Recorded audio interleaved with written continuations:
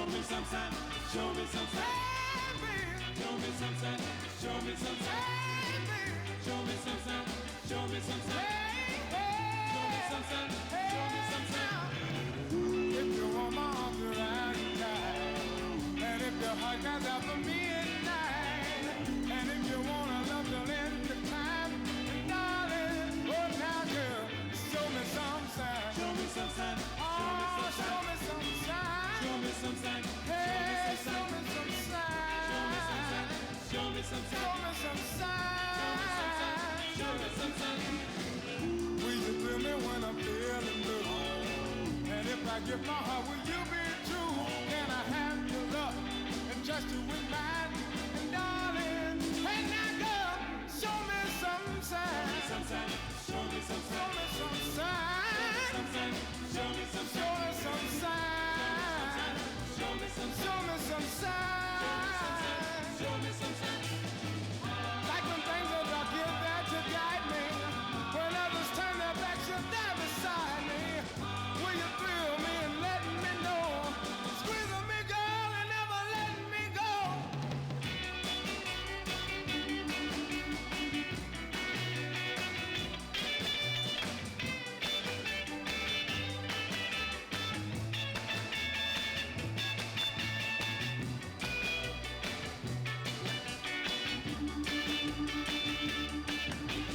Like when things are dark, you're there to guide me.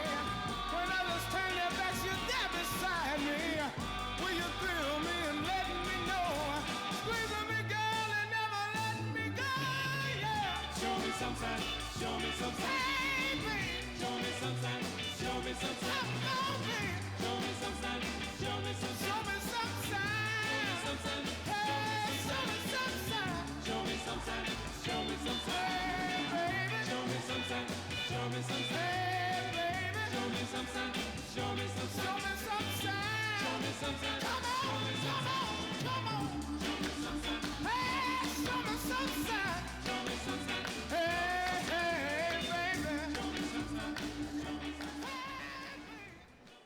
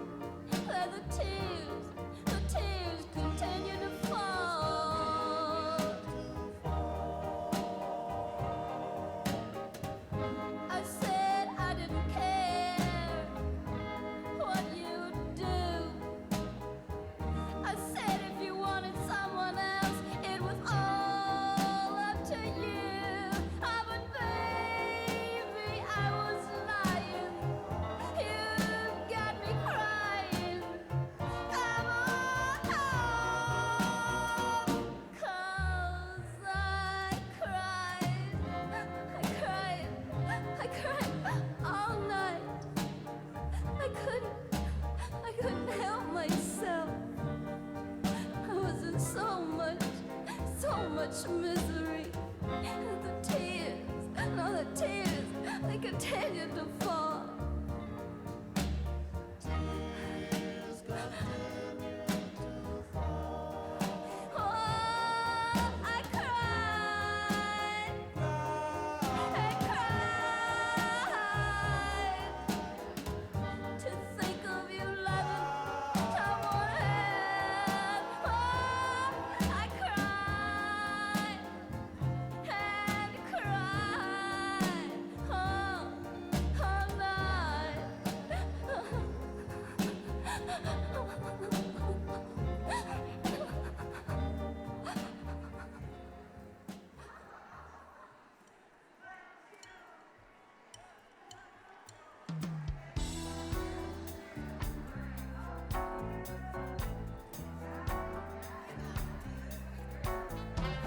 You disrespect anybody that you run into.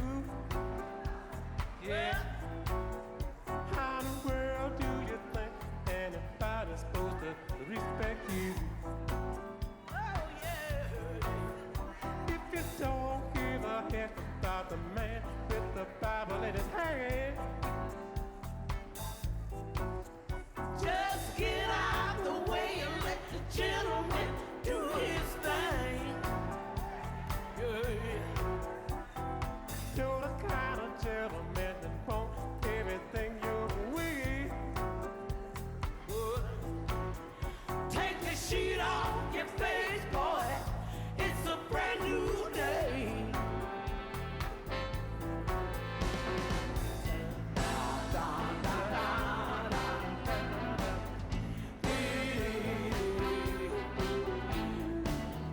Respect yourself. Ain't nobody gonna give a good brother roll.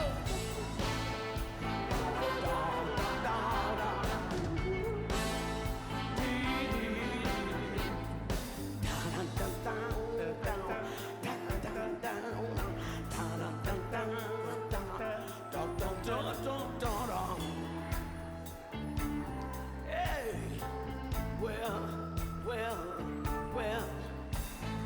If you're walking around thinking the world owe you something, 'cause you're here, yeah, you going out the world backwards like you did when you first come here. Yeah, keep talking about the president won't stop the air pollution. Yeah. Put your hand over your mouth when you cough. That'll help the solution. Yes, it will. Oh, you cuss around women you don't even know their name. Oh no, then you're dumb enough to think.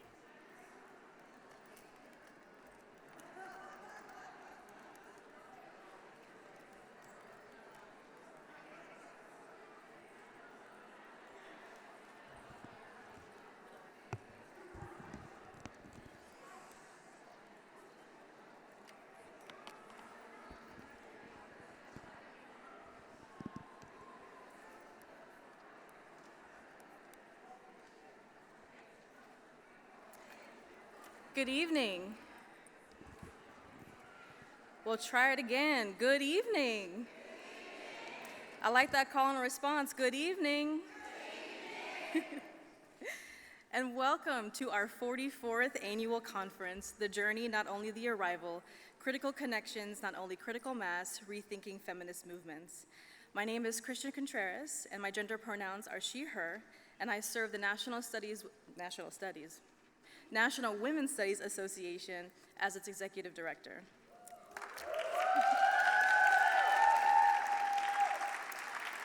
Now, before I wax eloquently, because I would, and I will, about our annual convening and our many invitations to move beyond abstraction and anchor ourselves in the present and enact a true feminist solidarity and kinship among one another, I want to take pause to offer you a warm welcome from Congresswoman Rashida Tlaib.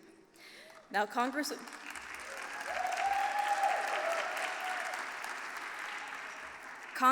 Tlaib had every intention and well wishes for us to be here in person, but she is in DC kicking ass. And so exactly, as the young would say, period. I'd like to point your attention to our monitors for this warm welcome from Congresswoman Tlaib. Hello, everyone. It's Congresswoman Rashida Tlaib. I am thrilled to welcome all of you to Detroit for the National Women's Studies Association's 44th Annual Conference. I am so sorry I couldn't be with all of you today as votes were scheduled, and I need to make sure that my community has a voice. But please know that you are in the most beautiful, Blackest city in our nation, where movements are born. So you are at the right place at the right time. As you all know, Detroit has a legacy of resilience and solidarity and transformative activism. And I'm proud to see each of you carrying that spirit forward here. As you know, this year's theme for the conference speaks to the heart of how equity is a constant struggle for our nation. As we know, there is a coordinated attack right now on our bodies throughout the nation. But together you are creating spaces that not only celebrate women's bodily autonomy, but actively resist. And you are building a foundation of care and solidarity that is shaping the future of women's rights for generations to come. Your work is powerful.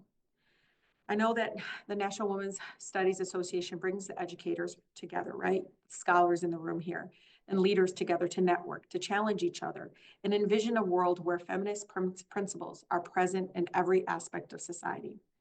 As you gather to share knowledge, pain, joy, and strategies for a more equitable future, remember that each conversation, each connection you make, and each idea can have a ripple effect far beyond this gathering. So thank you for your commitment in creating spaces for critical thinking and for holding each other up.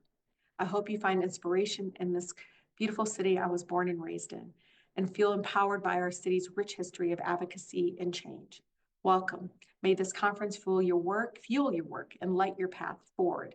Again, it is an honor to have all of you in this amazing city.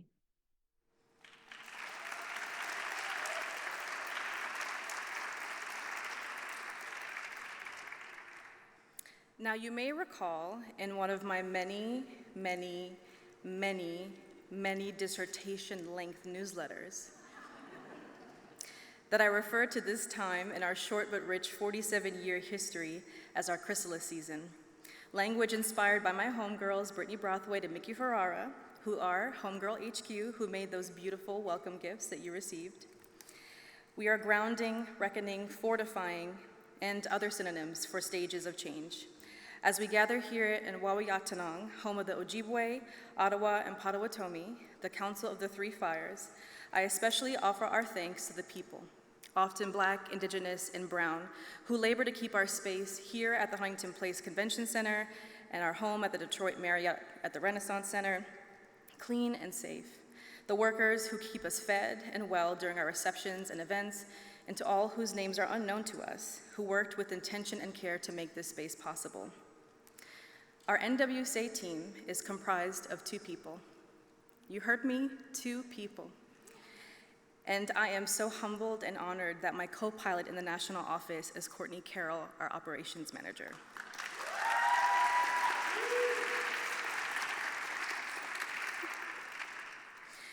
And in our work together, we found kinship among Detroiters, activists, educators, and feminist troublemakers who so generously agreed to support NWSA in this tumultuous time of learning to stabilize what we hope to protect and save. And in this season of much change, nurturing relationships with an ethic of integrity and love is paramount, perhaps the most important damn thing we can do as an association working to earn the adjective, noun, and arguably verb, feminist. I invoke my educator hat and gently refer you to our syllabus, our 2024 conference program, and our new website, all them tabs under annual conference.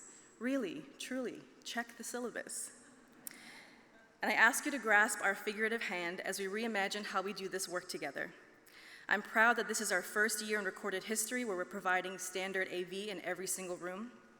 Shout out to our team.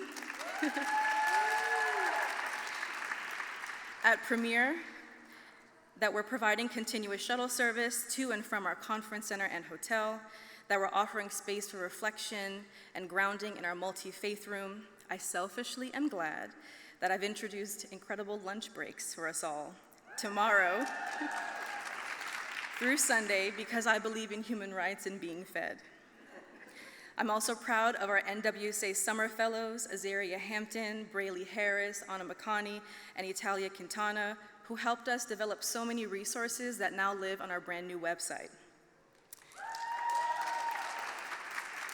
I can truly go on and on and on and on, and I really will, but I simply want to name our enduring gratitude for every thought partner, book reviewer, proposal review committee member, and person who offered us kindness along this journey.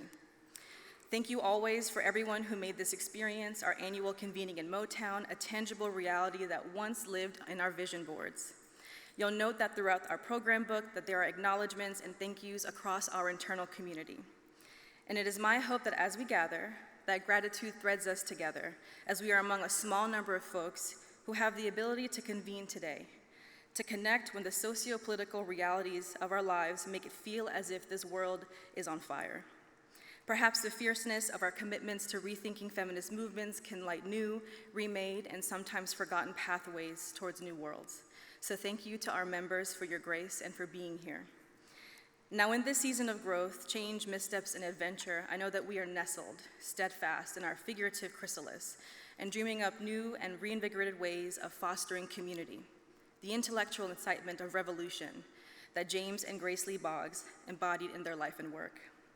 And while we imagine the vibrancy of these metaphorical wings coming out of chrysalis, we take flight under the vision and leadership of President Heidi R. And so if you will join me in welcoming our 22nd Association President, Dr. Lewis, to the stage to begin our opening plenary.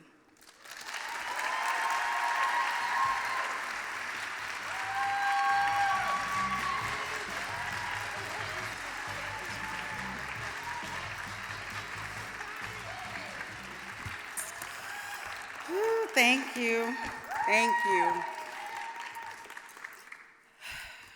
Good evening to every single one of you.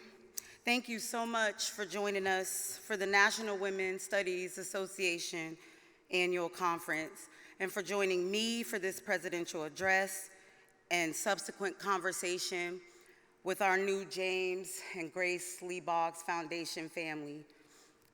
I'm Heidi Lewis, and I have the honor, the privilege, and the responsibility of being your 22nd president. There's not enough time during this address this evening, or even this entire weekend, for me to thank each and every one of you who continues to make my work possible, or for me to adequately express my gratitude for this opportunity. Still, I do thank all of you for your continued enthusiasm, grace, patience, support, and encouragement. As my right-hand baddie, Christian, pointed out, we're gathered here tonight on stolen land developed with stolen and exploited labor.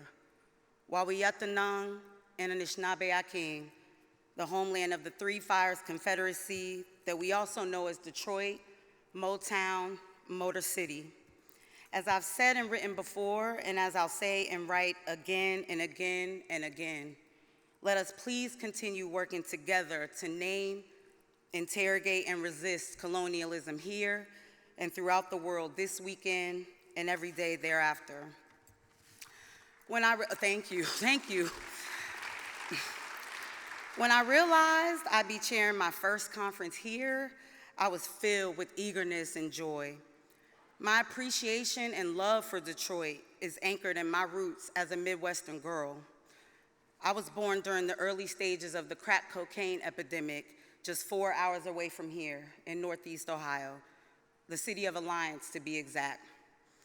Not long after my memories began concretizing, I watched my hometown change drastically.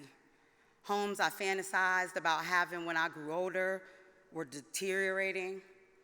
American Steel Foundries was rapidly laying off employees. Some of those employees included my grandfathers, my mother's sister, my father, and so many other people I knew and loved.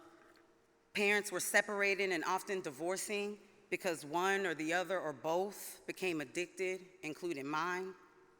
Children were suffering, filled with confusion, loneliness, despair, and rage, including me. But make no mistake, we were encouraged in a very Midwestern way to find and hold on to joy, love, hope, and faith. We were encouraged to be strong and resilient. We were encouraged to be brave. We were encouraged to resist. And believe me when I tell you that more often than not, we were not encouraged to do any of that at the expense of our health and well-being, ever. That's evident when we think about Detroit, which is also the birthplace of our recently re-elected U.S. Congresswoman Rashida Tlaib. And yes, thank you. And if you had a chance to read her welcome letter to us, which we've been previewing on social media for weeks, in which she just quoted, I want to reiterate that she referred to Detroit as the most beautiful, blackest city in the nation where we birth movements. True indeed. Motor City is home to contemporary trailblazers like activist and attorney Heidi R, who is one of our brilliant conference co-chairs, Rosebud Bear-Schneider of Keep Growing Detroit, Kalima Johnson, who's the founder and executive director of Sasha Center, and countless others who continue sharing resistive and generative wisdom and strength.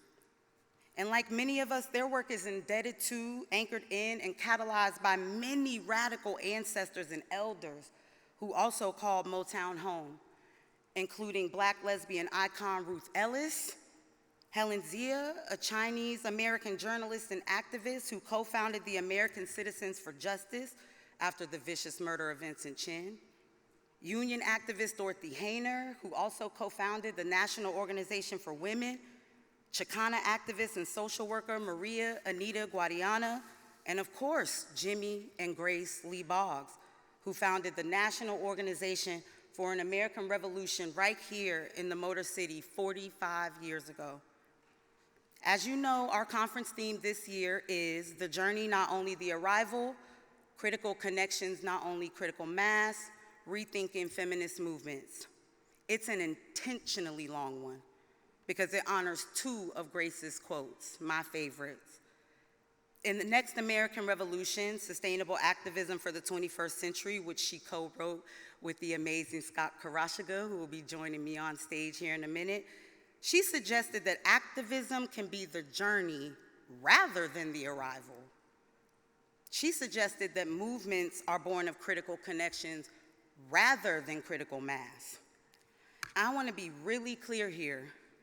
Insisting on increased and sustained attention to the journey does not mean the arrival is insignificant, especially because one arrival to which we're all committed is a world that's free from imperialism, racism, sexism, transphobia, and every other form of oppression.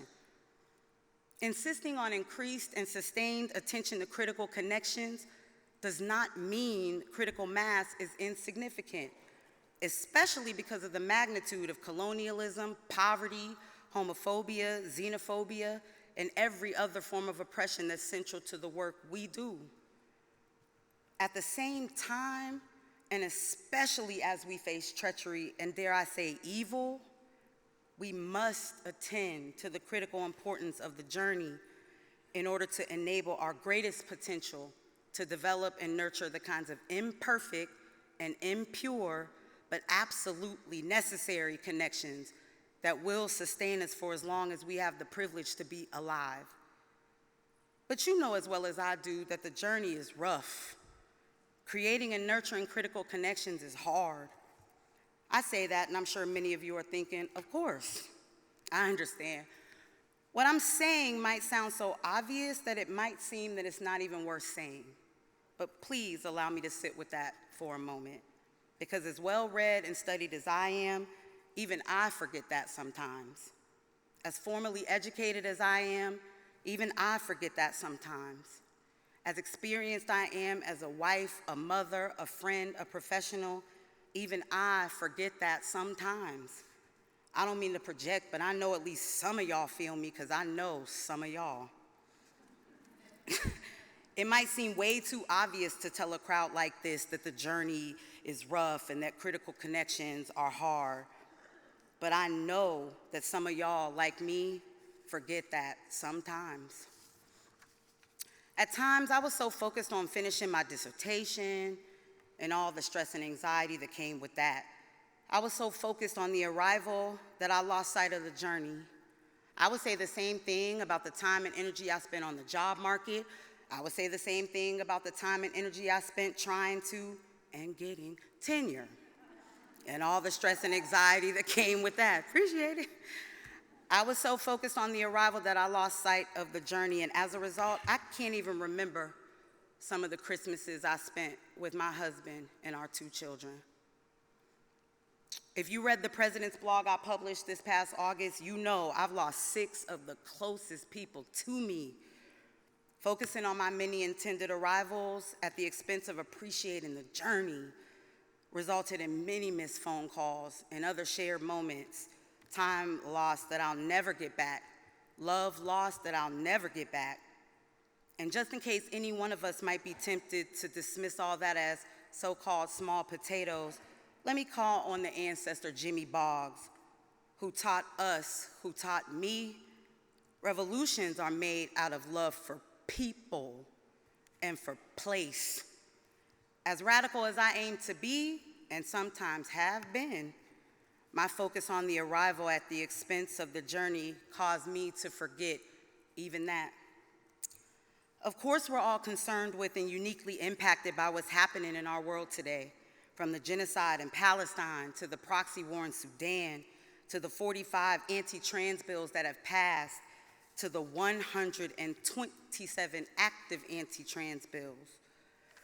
I've written and spoken about many of the tragedies we're experiencing and facing, and I assure you I will again. And also, this, I believe, is the message we need right now. Let me further explain before I wrap up and get my Boggs family up here with me. Grace Lee Boggs also wrote, and I quote, "The oppressed internalize the values of the oppressor. Therefore, any group that achieves power, no matter how oppressed, is not going to act differently from their oppressors as long as they have not confronted the values that they have internalized and consciously adopted different values." Yeah, ain't that it? Yeah, I appreciate that. If only for a moment, consider the possibility that focusing on the arrival at the expense of the journey might be one of the less obvious ways we have internalized the values of our oppressors. Again, I would argue that attending carefully to the journey enables our greatest potential to develop and nurture the kinds of imperfect and impure, but absolutely necessary connections that will sustain us for as long as we have the privilege of being alive. The more and more I think about it, and I've been thinking about this a lot since I became NWSA president, I wonder if hyper-focusing on the arrival traffics dangerously close to what we might call a colonial ethos. I'm still struggling with this, and I'm eager to keep doing that with you and others who can't be here with us today, but the more I think about it, I wonder if hyper-focusing on what's next on the proverbial end is a little bit like conquering. I wonder if hyper-focusing on critical mass is a little bit like greed. Again, I'm still troubling it, I'm still working through it, and I'm eager and excited to keep doing that with all of you. But I want us to think about that as we move through this weekend. What does focusing on the journey mean to you? What does focusing on critical connections mean to you? As I close, I want to extend that invitation to you to reinvigorate this space, NWSA, as one that is attentive to the journey, whatever that means for each and every one of us. I want it to be a space where we focus on the critical connections between us, no matter how imperfect or impure they may be. The journey is sometimes rough. Building and nurturing critical connections is sometimes hard, and I still believe it's all worth it. Thank you. Thank you, thank you. And now, thank y'all so much. And now, I got some people that I'm gonna invite up here with me for some conversation. Those people would be Dr. Deloris Berrien-Jones, Aurora Harris, Dr. Gloria House, Alice Jennings, Scott Kurashige, Tiffany Lee, and Julia Putnam of the Boggs Foundation and the Boggs School right here in Detroit.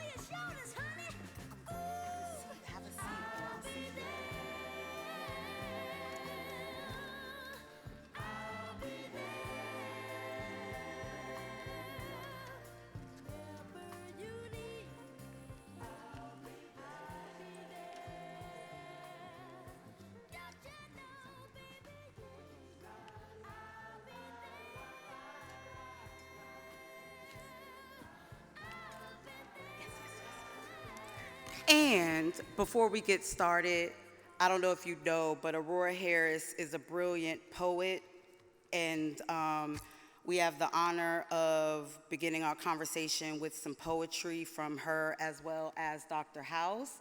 And so I give you Aurora Harris. Thank you. Welcome to Detroit. This poem is one that I wrote right before the memorial service for Grace. And it talks about her life. Now, then, tomorrow. One. Now. Dear Grace, as I write this, my heart is heavy. Your memorial service is in 2 days, tomorrow, in the morning. I will pack up my grief in memory of you. I will call this poem a thinking poem, a teachable moment. 2. Then, you, Grace, Chinese-American woman from Bryn Mawr, Kent, Hagel, Chicago Rats and Black Ghetto, C.L.R. James, Marx, Lenin, Engels, Black Liberation, Detroit and Jimmy, Malcolm X, Ruby, and Ozzie, Danny. From the 1941 March on Washington for Jobs for Black Workers to the 2014 Detroit March to Stop Water Shut Off, with seasoned movement activists, laborers, students, youth, and unions, bright-eyed, hopeful, out there, changing. Small spaces, the world. 75 years of revolution, Grace. Your and Jimmy's books, chapbooks, pamphlets, interviews, radio, tape recordings, film.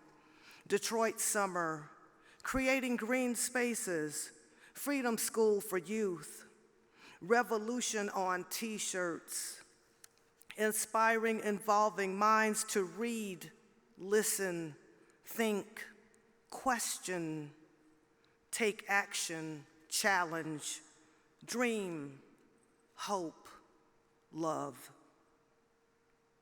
In the continuous wave of struggles, we float, tread, time each breath. We've learned how not to fear our own gut feeling, that something gnawing through our bones, the phenomenology of something forcing, demanding, incessantly pulling souls through enlightened senses till we could lean against the wall, face the mirror, become dialectic, confront our own existences, taste truth on our tongues till we could finally utter, name it, scream it, organize to change it. Dehumanization daily in our city, beloved Detroit. Grace, you knew them well, each strange, unusual, systemic and structural, unconstitutional, capitalist, privatized, vampire form of violence, visible, invisible. From school closure to foreclosure, no heat, no water, inhumanity without justice, stacked against us. Population traumas deep, iron branded, sizzling, from muscle to marrow. Some cope with coffee, fresh juice, jazz, blues, raw food, art, poetry, discussion. By the river, we gather, cry, laugh, hug, celebrate, beginning, imagine, imagine. Imagination is resilience, survival. We imagine, create humane space now for tomorrows. Then, again, you, Grace, Chinese American woman, 98 and still thinking, living for change. Walking in the neighborhood, wheelchairing to wisdom, still strong, resilient, lucid. We, fearless, recreating, revisualizing, revitalizing, rehumanizing strangers, the commons, communities, one another. Grace. When will promoters of race wars times class times sex times globalized oppression times hate times death times recession and depression stop running on the rusty hamster's wheel and untwist toxic lips enough to say, we surrender with love in peace? Grace, what is the rate of revolution per extended deep thought per minute as we speak to each other engulfed in the silence of 1,000 books and theories? I know you'd answer with a smile, say, those are big questions. What are you going to do? You'd ask us to keep thinking, working the equation. We work the variables, turn them over, till them, plant them like local urban gardens, water thoughts with sweat, determination, good intention, until thoughts grow into sustainable solutions. Then, now, tomorrow. 3, tomorrow. Shay and Alice, friends, activists, and students will listen to moments of your life and legacy. We will hold you in our hearts. Imagine dawn's horizon is your lifelong dedication. You, Grace, Chinese American woman, philosopher, activist, author, friend, 100 years old. I imagine you dreaming, Jimmy standing, arms wide open. You became a quiet autumn sigh, brilliant mind, body, suddenly resting. Thank you.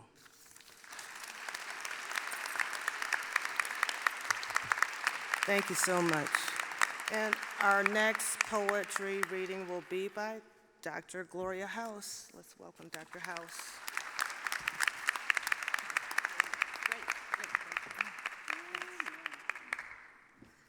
Thank you, Aurora. Thank you, Heidi, for welcoming us to the stage with you, and good evening to National Women's Studies Association. Happy to be here with you. Happy to see some faces I recognize. Happy to greet my friend Rabab Al-Duhadi. She's somewhere here in the audience, and her husband. So I feel comfortable here, feel like it's home. So I was a young SNCC worker when I first met Jimmy and Grace in their warm, expansive home on Field Street in Detroit. That was in 1966. It was wonderful to be with them. From the very first time, it was wonderful being in their presence because they were so excited about movement work, about the work they were doing and the work we youngsters were doing. And they were willing to spend hours talking about it. Grace and Jimmy became comrades, beloved comrades, in that love, you know, that you have for people you realize share a similar political commitment. It was a camaraderie that lasted from the 60s until they passed. The poem for Grace that I'm going to share with you refers to that camaraderie, to that relationship. It's a poem in two parts. I know it's unusual to tell the audience about the poem before you read it to them, but I want you to hear some things, particularly so I wanted to alert you to some things in the poem so you will expect them and recognize them. The first part of the poem was written to celebrate Grace's 75th birthday. Then I wrote a second poem for her 100th birthday. The overall theme of both is praise for the example she set for us young wannabe revolutionaries. Praise for her determination as a community organizer, her persistence in cultivating relationships, her passionate belief in the power of ideas and her love of intellectual struggle and her love of the arts. I'd like to alert you to several specifics that I refer to. Refer to her marriage to Jimmy and the lifelong partnership they shared as organizers and theorists. I refer to the annual trip they made with friends to Maine, where they would sit, and I'm told, though I never was there with them, have these really boisterous conversations, maybe even arguments, about political issues, enjoying the peace and the beauty of the ocean.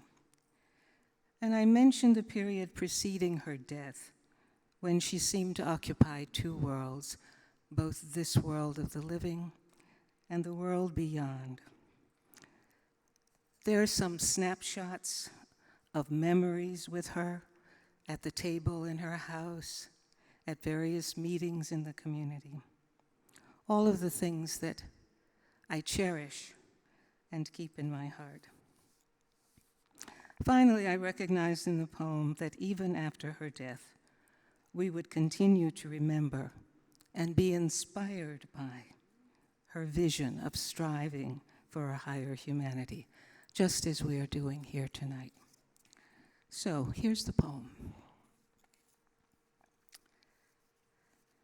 Lessons in Grace, Part 1, for Grace Lee Boggs, Chinese-American revolutionary, on her 75th birthday. Face, like stone sculpture, features rounded, softened by wind. The flesh concedes to weathering, but the eyes will not relinquish their keen measuring of the world where you have chosen to put down roots. From you, we learn the cost of commitment, the clarity of courage, how even to withstand the trivia that assails a spirit in search of sanity. You are the lesson of balance, grace, where to invest to move the battle forward or to fashion beauty, where to withhold, bold when strength is wanted, silent when words are futile. knowing when to be gentle because there's pain, where to object because there's deceit.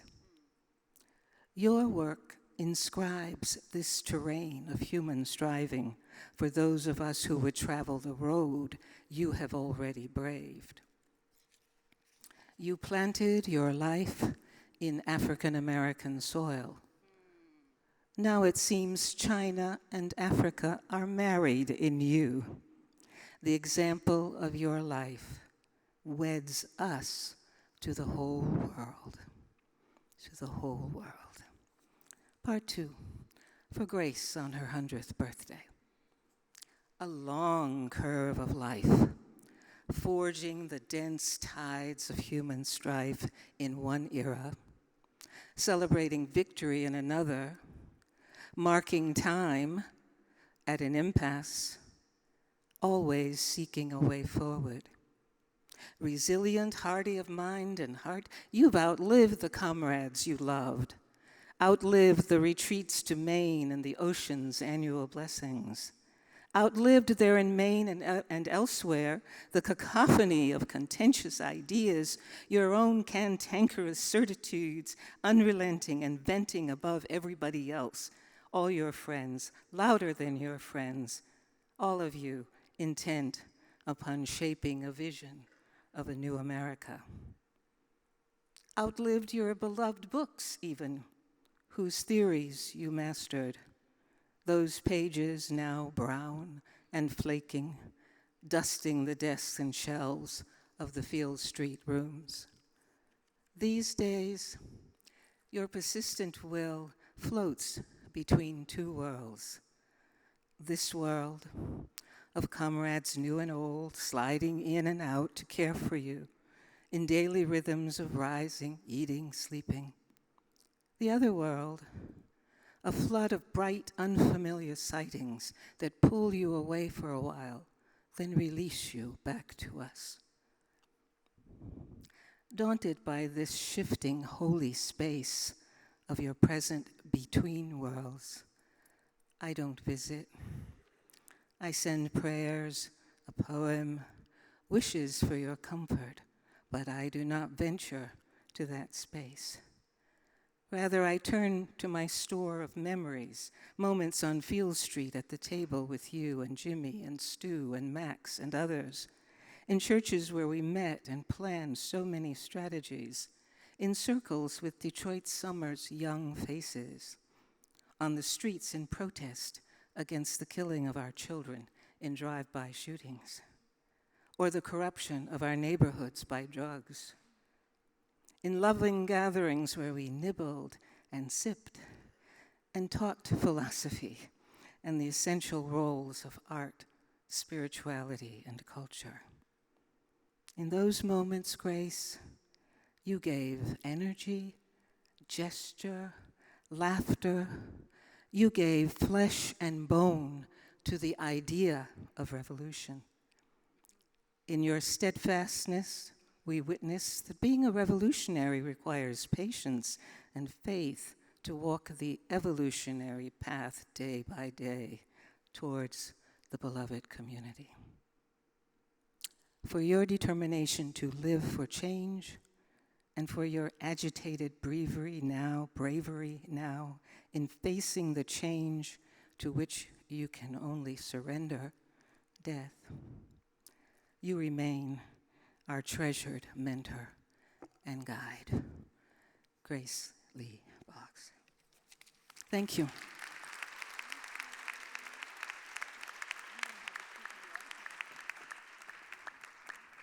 Thank you, Dr. House. Why not Detroit? So, okay. I'm so thankful again to have all of y'all up here with me, sharing time and space with us. And I have some questions that I'm hoping will generate some conversation among you. And inspire the audience to think about some of the things that they might want to ask as far as how we can engage with the life, work, and legacy of the Boggs as we confront the moment we're in today. But before we get into the work, each and every one of you knew James and Grace Lee Boggs personally. We have the daughter, Deloris, Tiffany. Grace was your aunt, and they both taught and mentored all of you in some way or another. And so I'm hoping you all can share some of the things that you learned about them in order to help us better understand them as people first. What made them laugh? What made them cry? What excited them, worried them? I'm always interested in how people fight, if it's not too much, if it's not a little too personal. But I'm interested, and I think a lot of us would be, in who they were as human beings, people living day to day. So yeah, whomever would like to start. And I have this too, I can share the mic as well. Scott, if you wanted. Actually, Grace and James were a power couple, and the kids knew it. We knew it. They always wanted us to think. That's what it was about on our daily visits with them, was think. And Dad would always ask the question, "What's on your mind today?" And he would wait for you to give an answer. And Grace, when you came to see her, she would give you a pamphlet, and tell you to read it, and then she would want to know what was your ideas after you read it. So they were engaging. And as children, we never were bored, because if we weren't outside playing, we were in the house talking to them. And it was really interesting that we could carry conversations with them, and they wanted us to share our feelings and our ideas.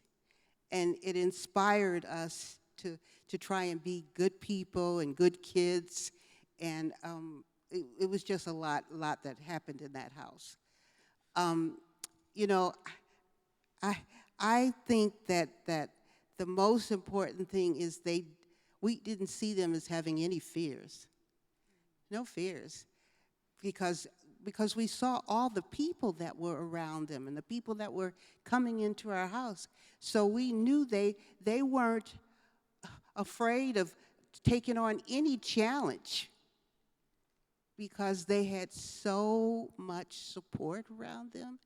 And also, they taught us to respect our elders and the people around us, and to realize that everybody was important, and that everybody could give you some ideas and could teach you and could spur you to think differently or think beyond the box.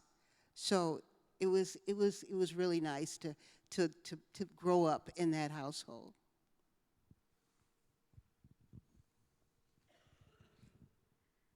Grace was my dad's sister. Right. Yeah. We grew up in Hawaii, in Honolulu, and Grace and Jimmy came to visit a couple of times. I remember we don't have a lot of family, but when they came to visit, it was really sweet because they brought a lot of really good gifts, very generous. I remember there was a sense of almost just happiness and comfort and warmth, and you felt really good in their presence. You felt the love. I have a story much later. In 2000, I went to a summer camp that's in northern Michigan, and I came down on the Greyhound, and Grace came and picked me up from the bus station. So this is in 2000, and I think that means she's 85. Math, tough and all. And I remember de-busing, and I was pulling my luggage behind me, and there's a purple Dodge Neon. Thank you for helping her buy that vehicle. Yes. And in Hawaii, you're really cool if you have one of those Dodge Neons. And I thought, oh, sweet. And I remember from the time she took my luggage and huffed it in the trunk. From that point, I was with her for just a few days. I couldn't keep up with her. I was a 20-year-old girl, and I couldn't keep up with her. Physically, intellectually, even in speech, I couldn't really match her words. She had so many of them. Yeah. And I remember when we first got into the house and we sat down and got settled, I remember I had a magazine, and it was a young Asian American magazine. She said, "Oh, let me see that." And she looked through it, and I just remember wondering what was in her mind because of the expressions on her face as she was breezing through it, and what I wouldn't give to go back in time to wonder what she was thinking. And then we one notable thing was there was no. I was just at summer camp for 9 weeks, and I was dying to watch The Real World, MTV. Yeah, and there was no television, but there was no need for television because it was all conversation the whole time we're there, discourse and questions. And I think it's really notable that we didn't have a sense of her impact and her work as Bob's kids. He would once in a while say, "Well, you know my sister Grace, she's doing some amazing things in Detroit," and we would just like, "Oh, that's awesome." But I think that even having spent time with her and not knowing that is a mark of her humility, a mark of her leaning in and wanting to know and wanting to engage and asking questions, and her being inquisitive and wanting to know this generation where they were. And so those are my memories.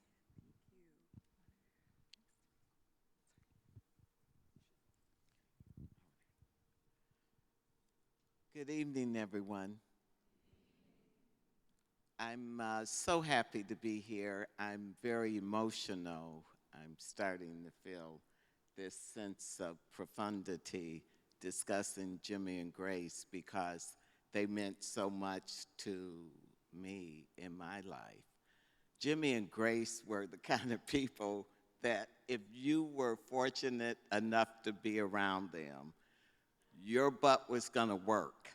They were gonna you weren't gonna sit around and get to listen and intellectualize and come up with theories and all of that. There was theory, and then there was practice. And so if there was a theory, it was going to be put to practice. I met Jimmy and Grace in 1986 around the killing of children killing each other with gun violence. We went to a church, a big church over on the west side. Jimmy and Grace were there, and we started organizing with Clementine Barfield and many, many women and men who had lost their children to street violence. And we became fast friends. But they put me to work pretty good. And one of the things I remember is that they were older. They wanted to have the children there. They wanted to have, at that time, I may have been 38. I'm 73 now. They would want to have the senior people there. So it was always so intergenerational. And it was always so community and full of love. And so we went on to organize Save Our Sons and Daughters. We went from there to environmental justice. That is the issue. We shut down the incinerator at the hospital that was burning body parts. These were movements that were indigenous. They rose from the ground, and the leadership was indigenous to that particular struggle. And so from there, we went on to fight privatization and drugs in the city, and it was just a pleasure and pure love. Every moment, my kids, I have my daughter and granddaughters here, we just love being with them. And I love Grace and I love Jimmy. And I tell you this, they like to eat and they like to go and sit and eat and talk. And this was part of what we did. We would politically talk about things actively do things, and then we would eat.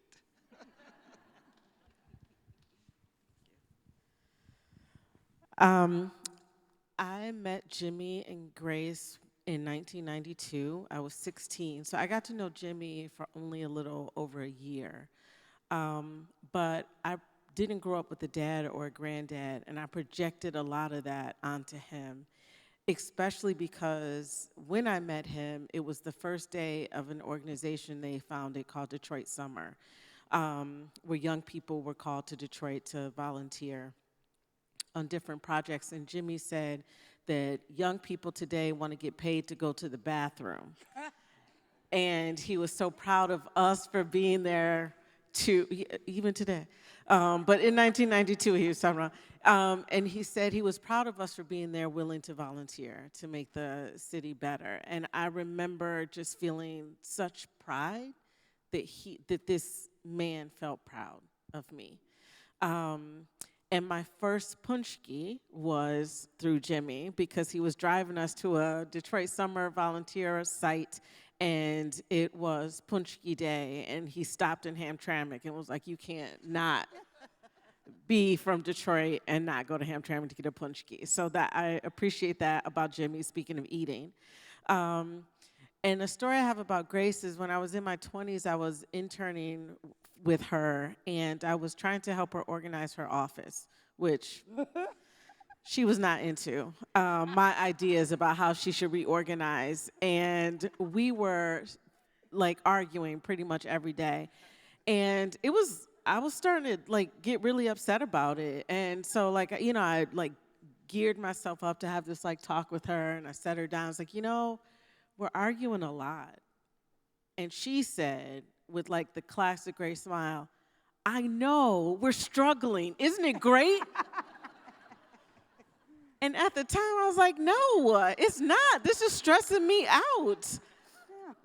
But now, in reflection, it was great, because what she taught me was that when you care about something, you struggle through it.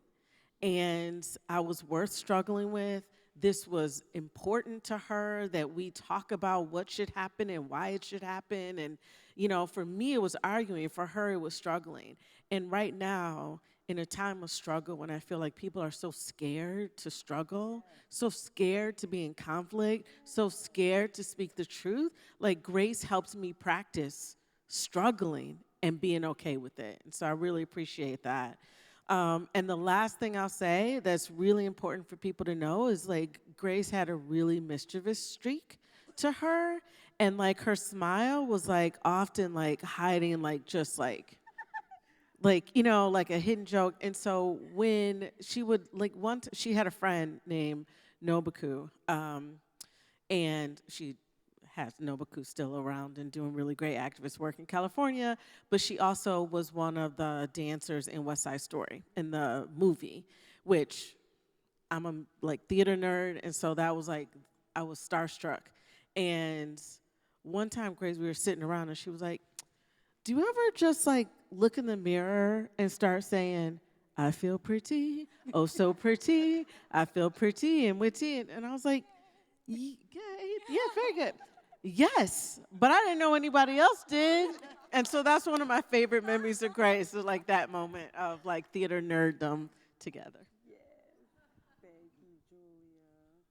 Thank you so much, Heidi. I'm just really honored to be here with all of you, especially in Detroit, and thank you to the NWSA for inviting me to be here. Just want to start by saying these are incredibly dangerous times. There is a right-wing counter-revolution that seeks to undermine the rights of pretty much everyone who's gained them through the civil rights revolution. They are led by politicians, funded by billionaires who are passing anti-black, anti-union, anti-women laws. And the situation reminds me of the 1930s, when the so-called good Germans, the ones who didn't join the Nazi Party, demoralized by their defeat in World War I, by a depressed economy, particularly noted by skyrocketing inflation, followed Hitler into the Holocaust. In normal times, it would take decades to heal this country, to build the relationships, and to create the alternative form of nation building to what we're going through now. But we don't have decades. If we don't act immediately, we'll all be at each other's throats with AK-47s. Now, these really aren't my words. I'm paraphrasing something that Grace Lee Boggs wrote when Barack Obama was president.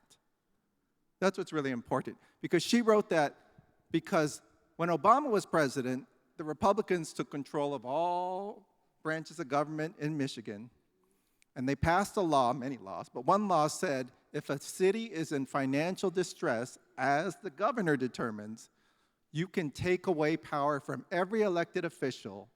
The governor can appoint one person, a corporate bankruptcy attorney from Jones Day, to take control not just of the budget, but all decision-making in the city. Who runs the police?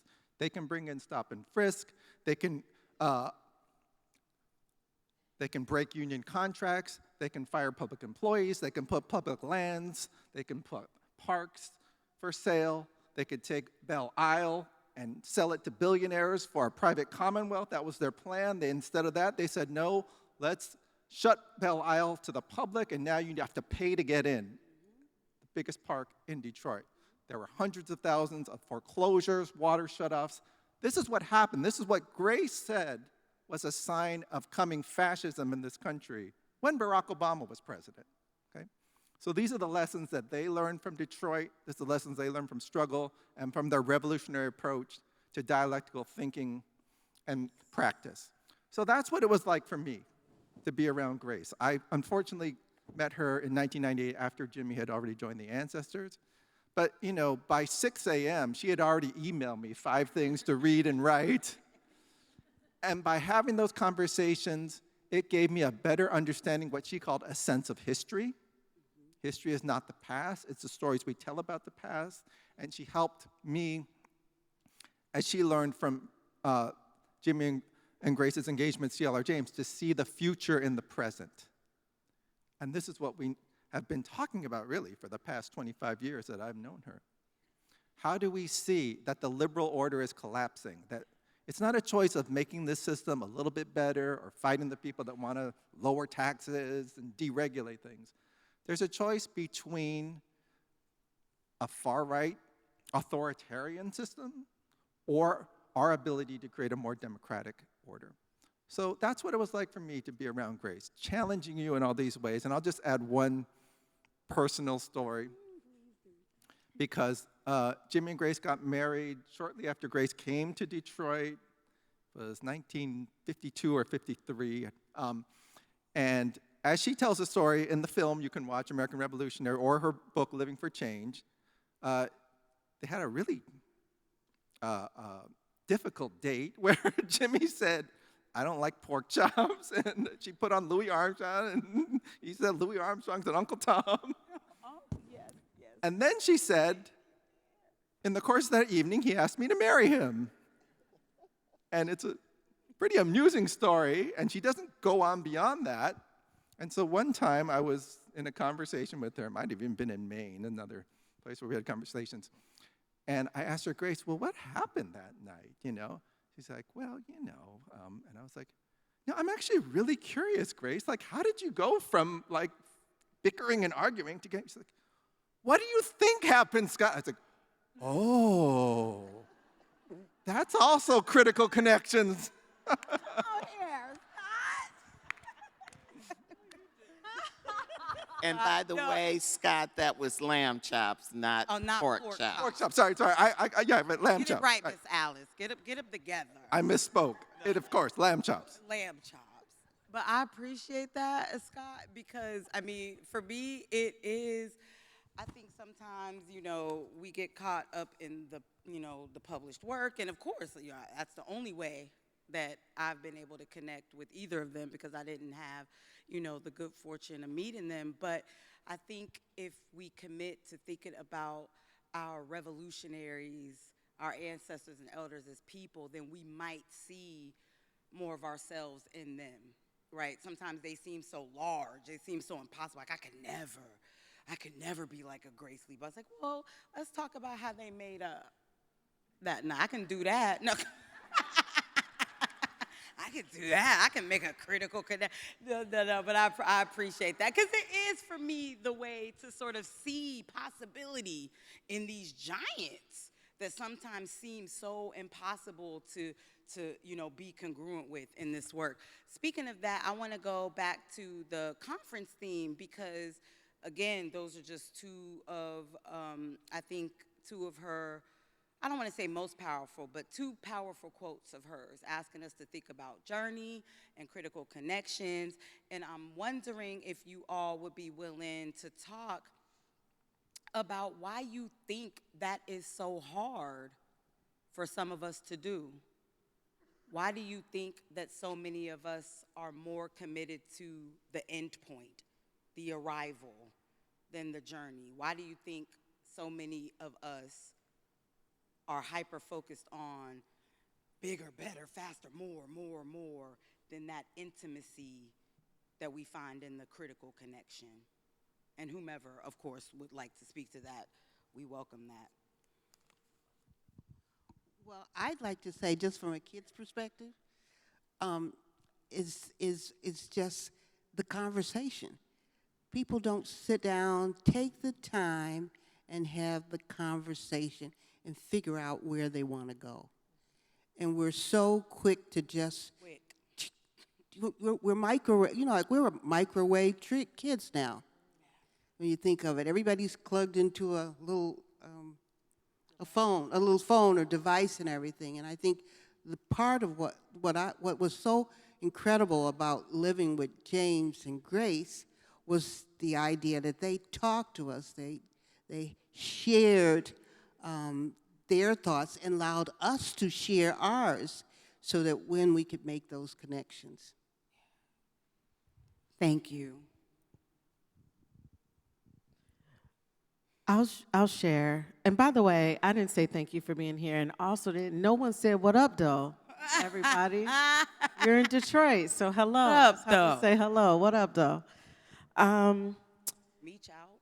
I think it is really hard because we've all been baked in this idea that success means upward mobility, and that there is an arrival point, that from the time we're in school, we're supposed to be working towards. And that's what we're told school is about. And it doesn't have to be. And actually, when my partners and I went to Grace to ask to name the school after her, she said yes, but with this one challenge. And you mentioned it, Heidi, in your opening remarks, is that we have to think beyond what we believe is possible.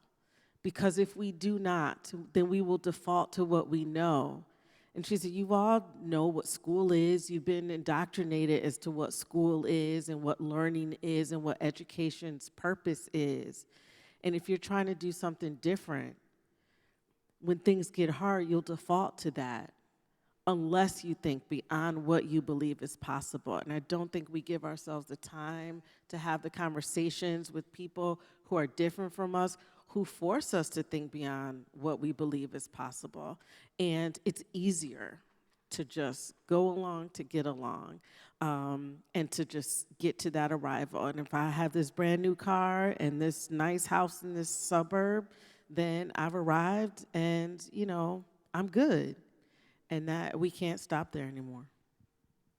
If I could just pick up with Julia, because obviously that's part of the capitalist system, getting ahead, getting the outcomes. But what we in America, most people think of as democracy, and what we were taught is representative democracy.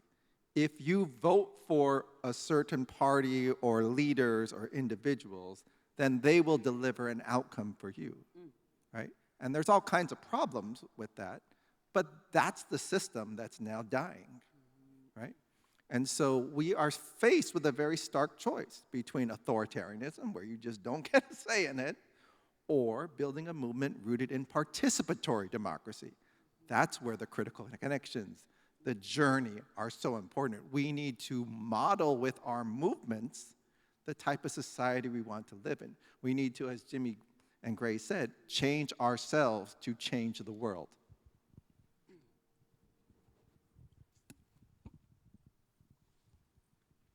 Just before Grace died, probably the last 2 or 3 years, we start talking about a concept of revolutionary humanism.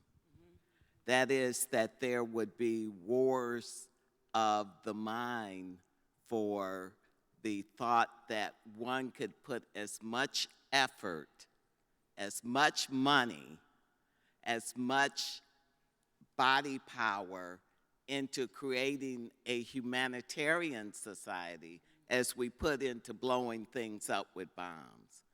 And so this revolutionary concept of revolutionary humanism is one that has not been fully explored or vetted.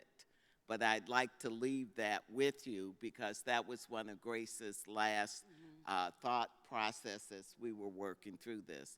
I want to thank Kristen. I want to thank you also, Heidi, for having us here.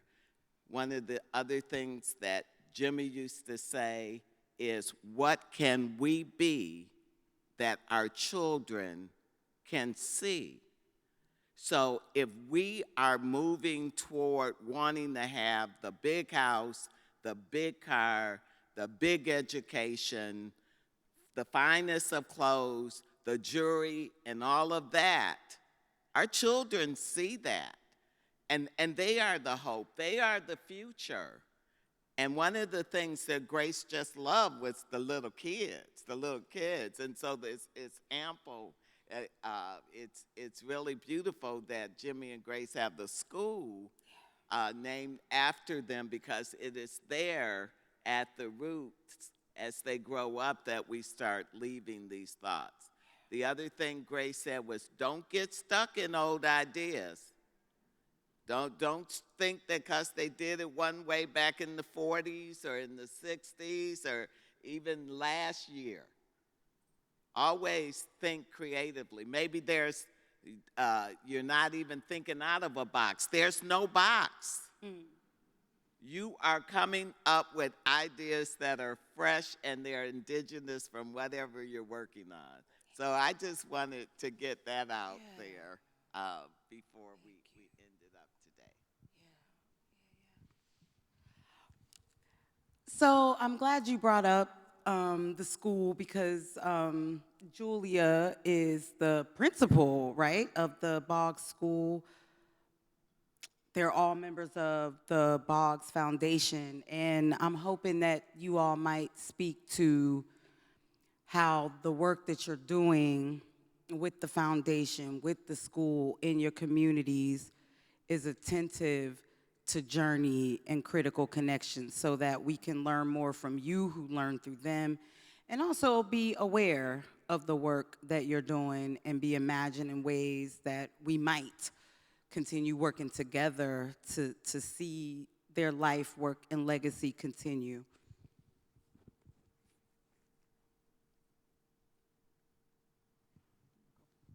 Well, I'll start. For me, the beauty of working in a school, so the James and Grace Lee Boggs School is kindergarten through 8th grade. And the beauty of that is it's all about journey because these kids are still becoming. Like that, they're all on a journey and we're on a journey with them. And we get to help shape it. And Grace said at one point that it's very possible that teachers in this new time are like the workers of the 40s and 50s. Like the people who are critical to the future are the people who are helping shape the people who will create the future. And so the mission of the Boggs School is to nurture creative, critical thinkers who contribute to the well-being of their communities. Because Grace and Jimmy said we're gonna have to be thoughtful and creative to build what comes next. But in order to do that, we have to think critically about what is, what has been, what should be, what could be. And what I tell the kids is there are plenty of creative critical thinkers who are crooks because they're missing the critical third part, which is that you must contribute to the well-being of your communities. It's what's the point of being smart if you're not kind? What is the point of being clever if you are not using that in service to the communities that you are in? And so our motto is place-based education. So Jimmy's idea that like a revolutionary loves people and place, a place-based motto roots the learning that kids have to do in their place, because you preserve what you come to love, right? But you have to learn to love it and not be taught to leave it. And you have to understand what it means to be a steward. And so that is what we learned, the founders of the Boggs School learned from Jamie and Grace, and that is the philosophy that shapes the values that we are now giving to our kids. And it is hard right now because they're looking around like adults are hypocrites. Like this is what, like all the things that they see being done in the name of this country are things we would never let them get away with, that we tell them every day is unacceptable. And yet the adults that they're supposed to be looking to and respecting are not even living out the values that they live out every single day, which speaks to the importance of young people being nurtured to create and think critically and contribute.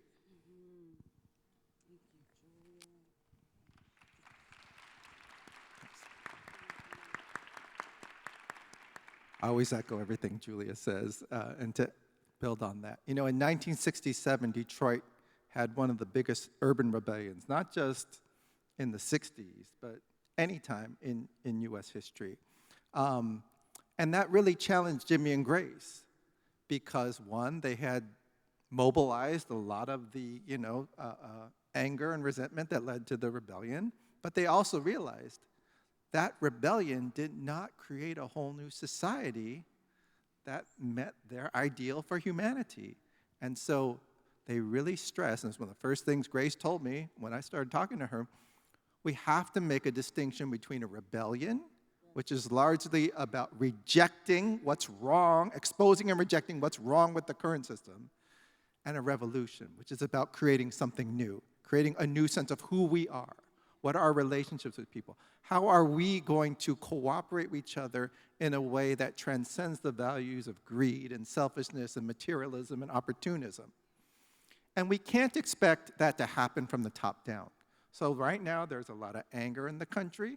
There's a lot of people saying, I wish the president would do this or that, or protesting what the next president might or might do.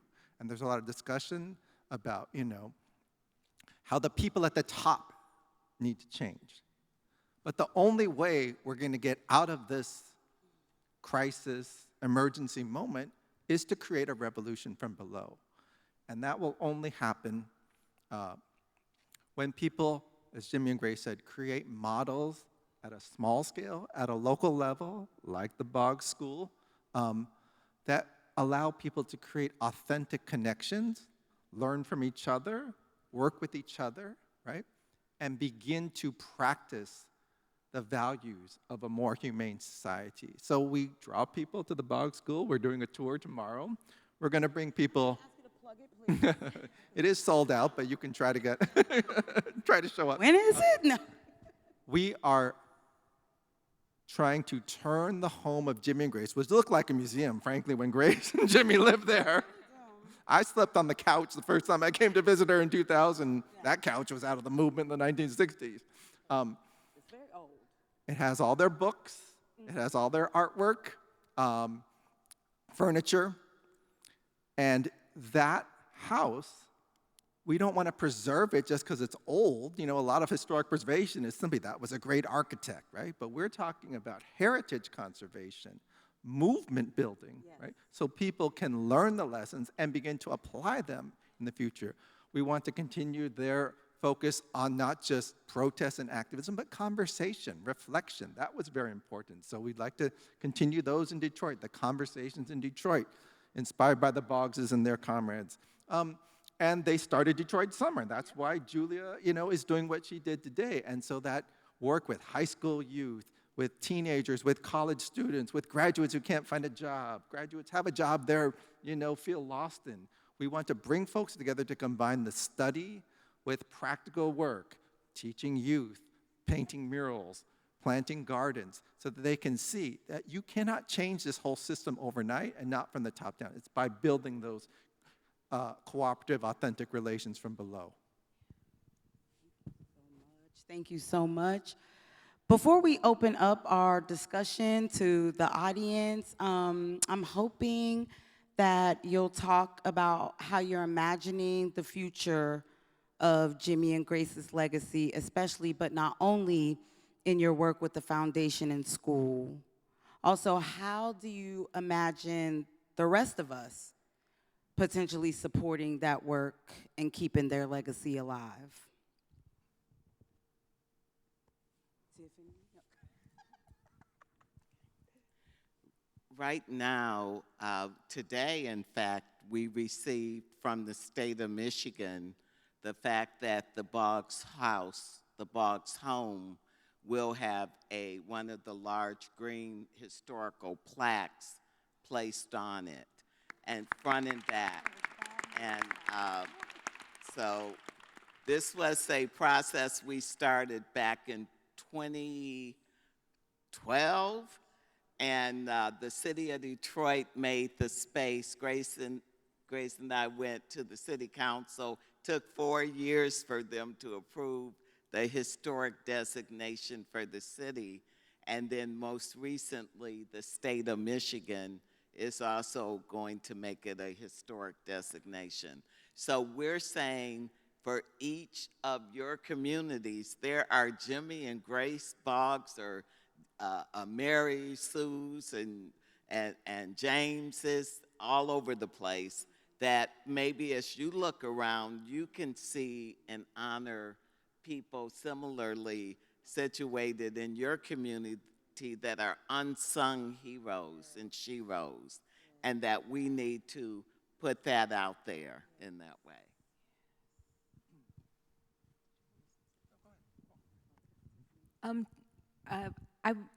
Adding on to what you said, Scott, about sort of building models at the sort of grassroots level, I think recently Alexandria Ocasio-Cortez said, at this time we really need to be in community with people right now in this period of introspection and of reflection and of mourning, really, be in community. And I think the benefit of that is knowing we know what is best for our community. We know what our needs are. We know what the opportunities are. And that's really, I think, the best way that we can push through this and realize what can be is in our small respective communities.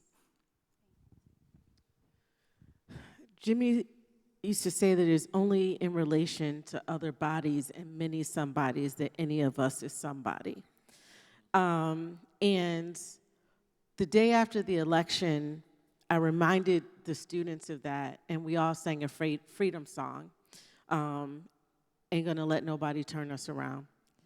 And we talked about how in movements, when people needed to feel strong and needed to feel connected, they would sing together. And the kids know that Grace's favorite freedom song was This Little Light of Mine, and we sing that on Boggs Day every year. And so I say that to say, stay connected, sing together, gather with your neighbors. Another criticism Grace would say is, like, we create these things where people don't sit on their porches anymore.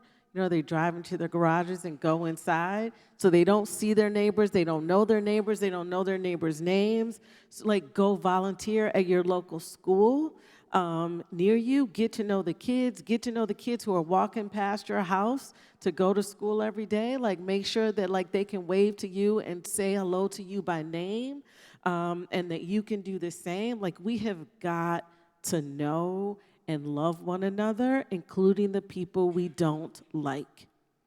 Because that's another thing we say at the Boggs School, because we only have one class per grade, and, like, You might not like all your cousins, but you got to go to the family reunion. Like, there's no transferring out of this classroom. We got to figure out how to get along, and it's really hard. And that's the journey, right? That's the critical connections. Like, you're not going to like everybody on this journey, but we're going to need everybody.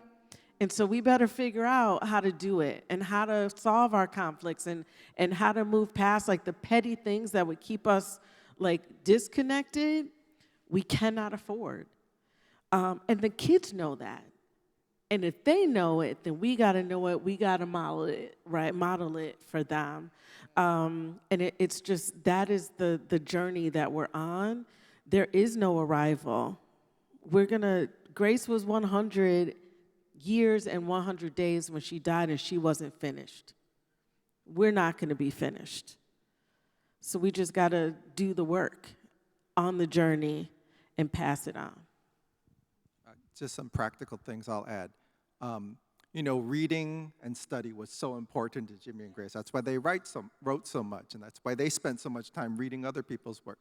So, come by our booth. We've got some of their books, not all of them, that you can check out. But the important thing is, whether people disagree or agree with Jimmy and Grace, their work is so original that you're just not going to get their perspective from almost any other book you could possibly read, right? And if you think it's valuable for your students, assign it for your students, or if you're a student, ask your teachers to assign it, or use it for your independent study and research.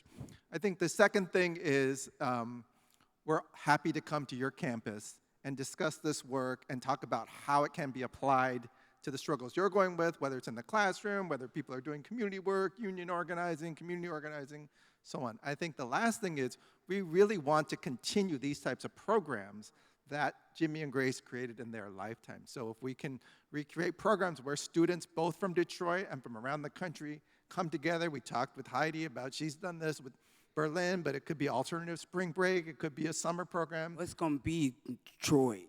Find some way in which you can get your universities to sponsor this type of activity so students can get credit, or they, help us fund this or whatever, so that these critical connections can continue. I'll say one more thing, just because in Detroit we're known for keeping it real, and I'm just going to keep it real and say that this house museum is going to need funding. Yep. Let's just say the Department of Education goes away. How are schools going to pay for special education and for gender equity and for financial instability for students, school lunches, and even outside of that, state revenue will never, ever, ever pay teachers what they deserve to make. And if we are asking teachers to make the critical connections and be the adults that children need to see, that is hard. It is all day, 24/7. You all know, non-stop work. And so the Boggs School is looking, and if you know foundations or you are personally able to do this, an endowment fund to make sure that teachers can be sustained while they do this work is something that schools need to be looking into so that we can independently take care of our teachers and our families and our students going into the future. So just want to put that out there. Got cards in my pocket. Thank you, Julia. And before we, yes. Oh, I was just No, going to please, make Ms. one Allen. last pitch. One of the last things Grace made sure she assigned me to do was to help organize the Water Warrior movement in Detroit, which turned into a statewide fight and is now a national fight for affordable water. So we're working on legislation for affordable water for everyone in this country. There are too many homes in this country where there is no running water. On Native American reservations, 40%, for instance, the Navajo Nation, they do not have portable water. They have to go out and get it. That's something wrong with that. We have to stay vigilant. We have to fight. The struggle continues. And Grace and Jimmy They were some fighting folks, and they left some fighting folks here. Alice, thank you, thank you, thank you, thank you, thank you so much. Let's give a round of applause before we open it up to our brilliant, beautiful panelists. Thank you so much. As we get ready to get microphones to those of you who may want to ask questions or raise concerns, I will say that our brilliant executive director, Christian Contreras, asked that we create resource lists that accompany our 2 plenary sessions, including this, as well as all of the, well, this plenary, and then the one tomorrow, and then the one Saturday, as well as all the presidential sessions. So if you're looking for a curated list of materials that would allow you, your students, your loved ones to learn more about the Boggs, you can find that on our website. Thank you, Christian, for giving me the homework to give the homework. All right. Yes. So our volunteers are at the microphone over here. Braley, give a wave. And then there may be another that I can't see. Yes, Athalia is over there. Give a wave. And we'll take whatever questions and concerns that you have. And we can also get ready for the award. Hello, over here. My name is Tracy. And 24 years ago, last month, I met Grace at a conference here in Detroit where she called people, she gave the call y'all were just doing.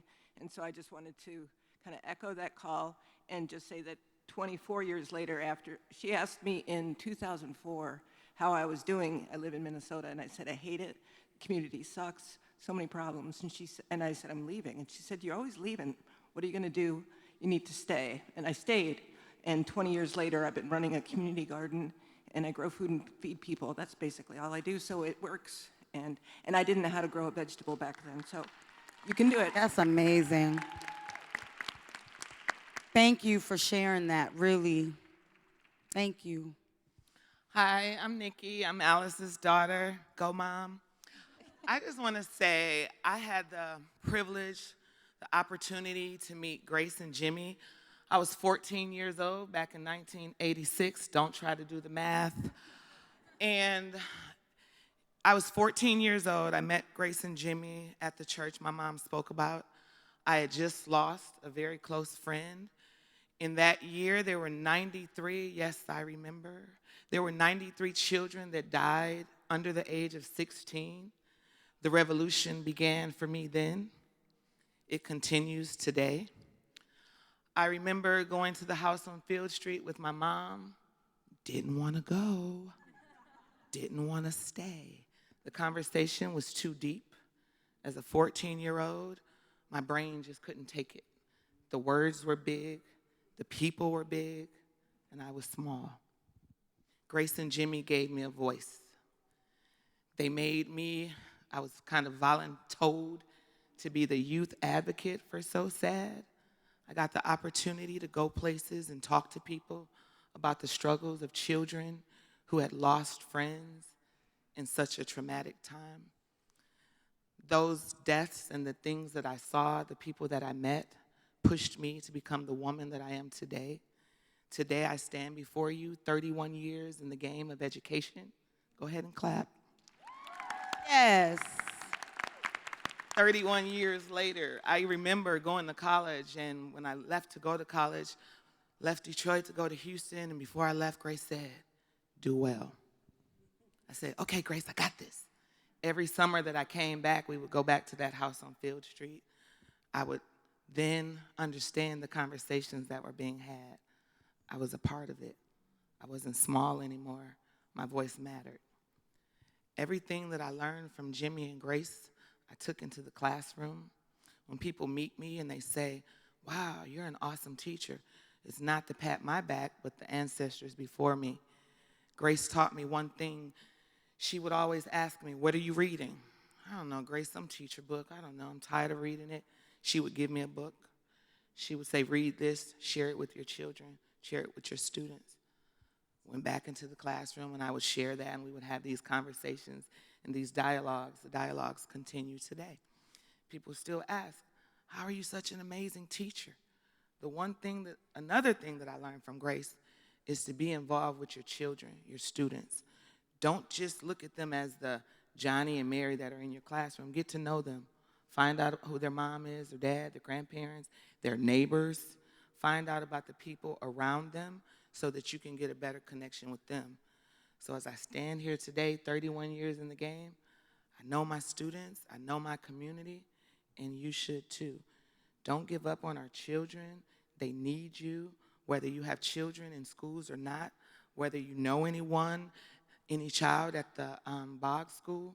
If it's not a school near you, walk, ride the bus, get to one, volunteer, read a book to a kid, share your story of Jimmy and Grace. It's needed, the kids need you, we need you, and the legacy and the struggle continues. Thank you. Thank you so much. Thank you so much. That reminds me, I wish I could think of the exact quote, but the people in here who know me well know Toni Cade Bambara is like my favorite Black feminist ever. And what you just said made me think of a line from one of her essays in The Black Woman, which will be celebrating what is it, Aisha, the 55th anniversary next year of the Black Woman. We'll be celebrating next year at NWSA. But anyway, there's a line that she has where she says, it is not revolutionary for you to be traveling everywhere and prattling on about oppression while your child's homework is not done. If you have not helped your child with their homework, you are not a revolutionary. And that's what I really appreciate about the Boggs, too. I really appreciate those enormous thinkers who reminded us that if your day-to-day ain't straightened out, what could you possibly do for all Black people? So thank you for that. Braley, I think we hi. Hi, my name is Lily. I'm currently working on a project about Grace, and I had a question for you all, if you don't mind. I know you already answered a lot of questions, but I've been thinking a lot, especially after the election, about Jimmy and Grace's idea of crisis as an opportunity. And so I guess my question is, how as educators, activists, and scholars can we be part of composting the old world and using it as fertilizer for a new world to come? And how do we hold the contradictions of oftentimes operating within oppressive institutions like universities or even the K through 12, system? Thank you.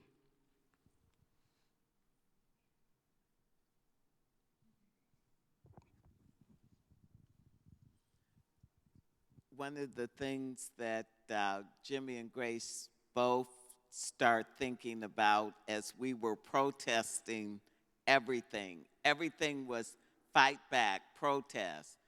And then there was a period of re-envisioning, rebuilding, and looking at different ways of doing things. And I think that as educators, each of you will get to the point, one of Grace's great things she used to like to say was each generation out of relative obscurity will either fulfill its mission, will define its mission, and either fulfill it or betray it. Fran Fanon, the Black psychiatrist from France, said that. So we don't have to get stuck with the way it was. And those of you who are in academia, to start thinking of reframing issues, come out of a whole different approach. If it's left field, go right field.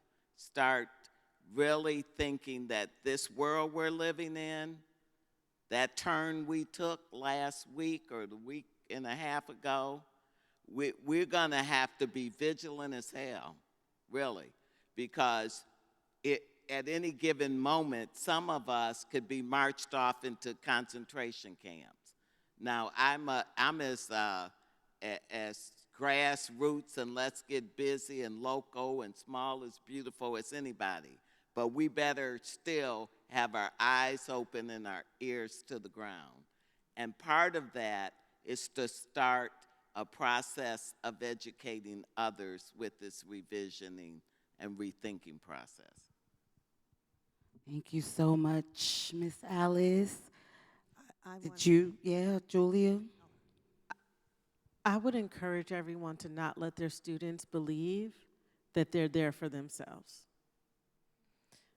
They have to be there for others, for the collective good. What you're teaching them must be for the collective, and they need to know that. Because some of them were encouraged to come to you for themselves and for themselves only. Please don't let them walk out of your classrooms believing that. And I would also say that when you are within an oppressive system, what Grace told me, the reason that led us to start the school is I went to Grace as a teacher and felt really discouraged and was like, what to do? And she said, it's not you, it's the system. Go find teachers who feel the same way. And that began the conversations that began the Boggs School. Thank you so much.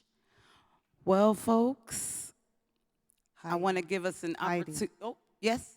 I'm over here at the mic. This is Aurora. Oh, We'll take one more from Miss Aurora. I just wanted to speak to the question about crisis and opportunity. One of the most devastating things that happened to this city was the water shut off. Massive water shut off. And I am one of the founders of We the People of Detroit that works also on water policy, water affordability, predicting that water would become unaffordable in 5 years when we made that prediction, and then it happened within 3 years. When the water crisis hit, and I want everyone to think about this because this is what I tell my students too. When crisis hits, you don't have time to get approvals or permission to act. When the water crisis hit, the 5 of us, friends and founders, got together and we started the first emergency water hotline in the city.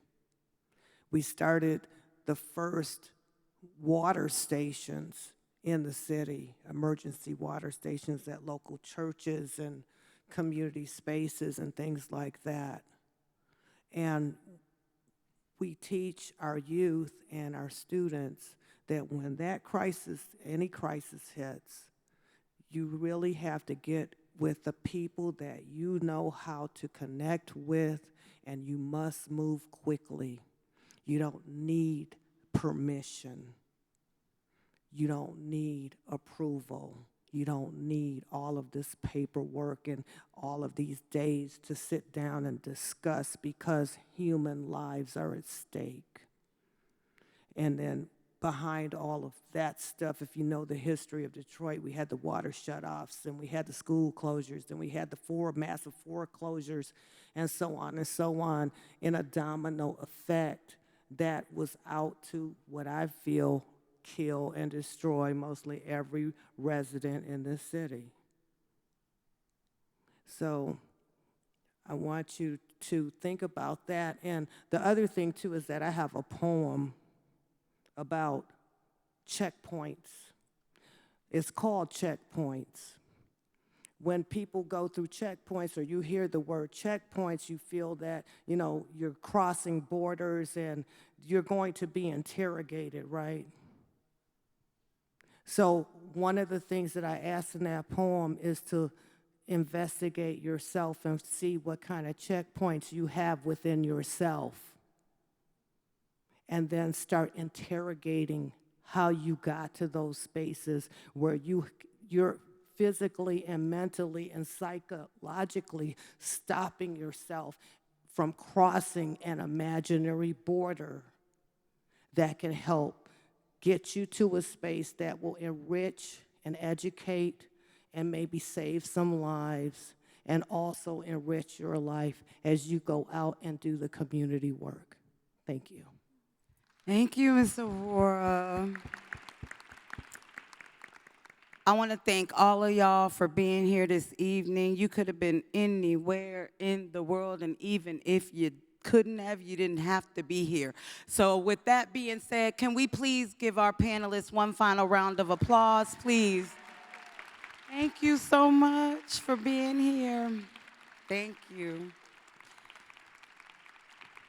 Thank y'all for coming. We really appreciate it, really. Those of you who are going to stick around for the award ceremony, please tune in to our ED and her instructions. And the rest of you, please have a good, safe evening. I'm sure I'll see you running around here tomorrow. Hi, friends. Actually, a point of correction. I'd love to invite you to have a seat. This is part of my important moment of our opening of our conference, which is celebrating members of our community. So we are moving into our awards celebration, as well as inviting you to stick around downstairs because we're gonna feed you. So if you could do me a favor, please, which is hoot and holler. I want us to act as if we are at a high school graduation for all of our members who are getting awards tonight. And I am joined by Dr. Lydia Kelo Bennett, who has been our Fierce Conference co-chair. Don't clap. She said don't clap, but you can clap. But we are very fortunate to have received over 87 submissions of books alone, 60 submissions of articles, of journal entries, and just ideas that help us think differently. I want to thank everyone for staying and being in community. And if you would be so inclined to hoot and holler as we welcome up our award recipients. All right, everyone, I'm gonna do my very best with your names. If I say it wrong, feel free to correct me when I come up, okay? The Feminist Formations and NWSA Paper Award goes to Jennifer Carcamo, University of California, Irvine. When we call your name, come get your certificate. Our next award is the Feminist Formations and NWSA Paper Award. And that goes, unfortunately she can't be with us tonight, but that goes to, oh, is she? Yay! That goes to Xingju Zhang. I thought she couldn't be here. From the University of Kentucky.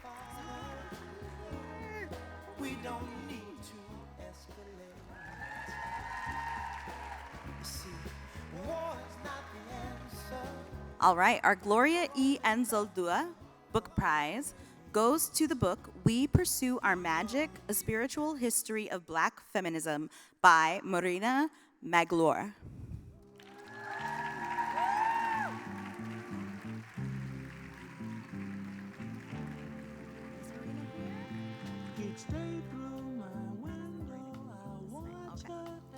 And our honorable mention for the Gloria E. Anzaldúa Book Prize is Displacing Kinship, The Intimacies of Intergenerational Trauma in Vietnamese American Cultural Production by Linh Thi Nguyen.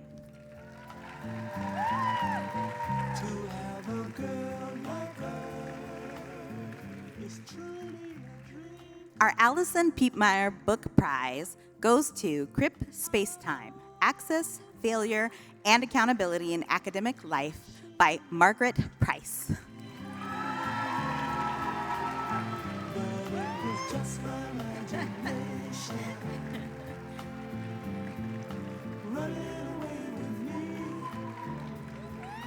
Congratulations!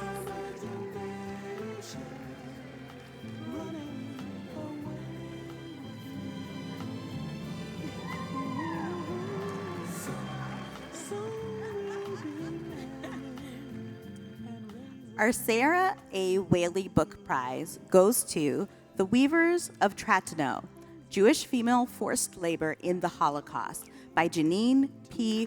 Hulk.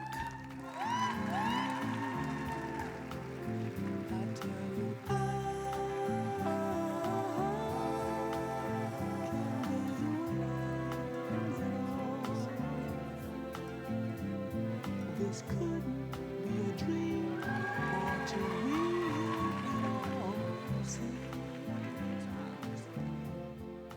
Our Sarah A. Whaley Book Prize honorable mention goes to Pink Gold, Women, Shrimp, and Work in Mexico by Maria Cruz Torres.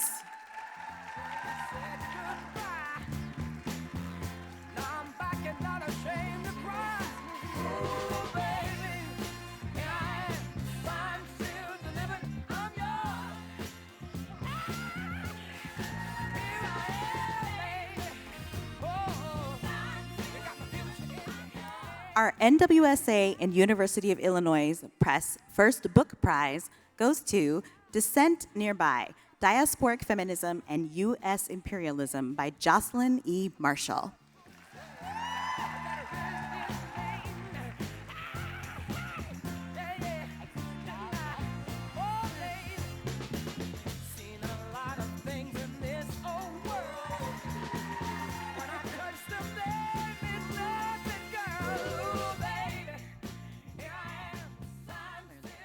The Lesbian Caucus Award goes to Catherine Evans from Carnegie Mellon University. And Catherine cannot be with us tonight, but we should clap anyway.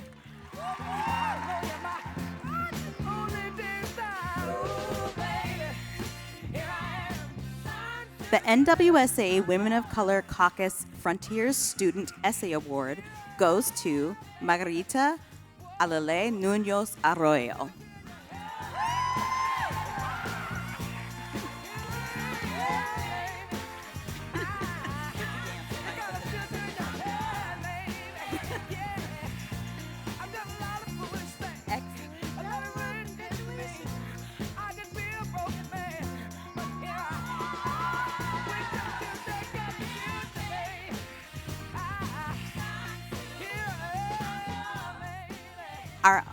Our NWSA graduate scholarship was awarded to Nehal El Merlehi from the University of Illinois at Urbana-Champaign. And I think that Nehal could not be with us tonight, but we're going to clap anyway.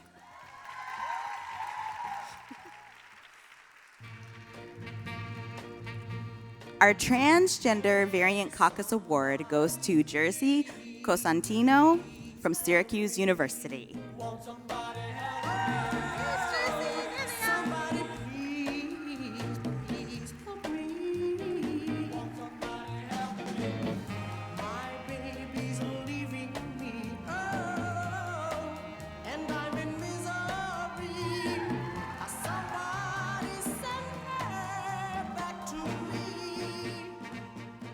And the Women's Centers Committee Awards are an award that each year recognizes exemplary individuals working in women's and gender equity centers, and the centers themselves for their boundary-pushing work on their respective campuses and beyond.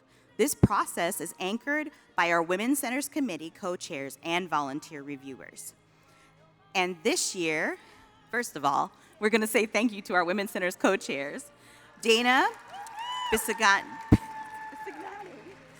Bisiani and Letitia Price. Hi!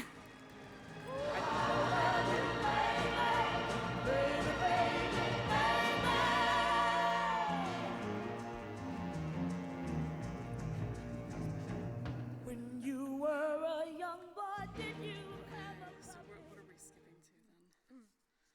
All right, Hiram, we know we're short on time, so we're going to skip ahead a little bit. Thank you much for being with us. So our first award is going to be the Mentorship Award. This award honors the critically important role that mentors play within women's and gender equity centers and the achievements of our field. Recipients will have demonstrated a commitment to the development of others as shown through their work, supporting students and our colleagues. This award can also be received by an individual who's contributed to the support or development of mentoring programs. This year's winner is Dr. Lisa Salisbury from the University of Idaho.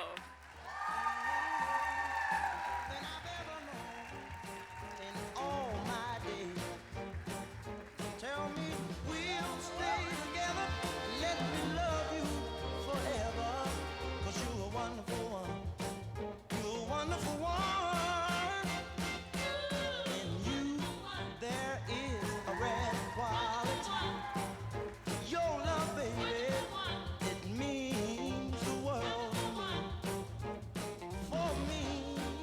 Okay, we're going to go fast. Everyone still with us?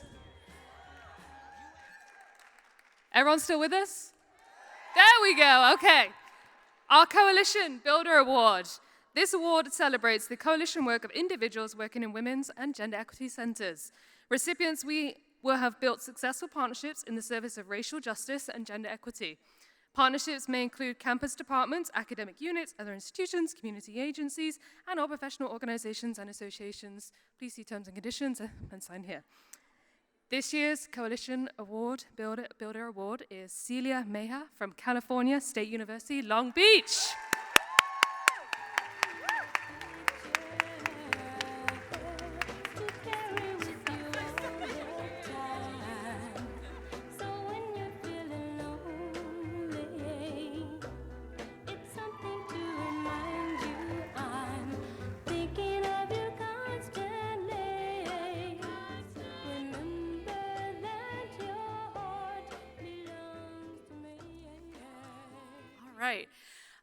Next up is our Feminist Change Agent Award.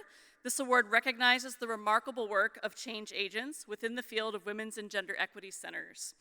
Feminist or womanist leaders play an important role in advancing justice and social change. This is why we're here. Recipients will have done work that embodies intersectional feminist values, and their contributions may include, but are not limited to, campus advocacy, strategic planning and visioning, policy development, and or scholarship that informs our work. This year's winner of the Feminist Changemaker Award is Danielle Lutman from the University of Toledo.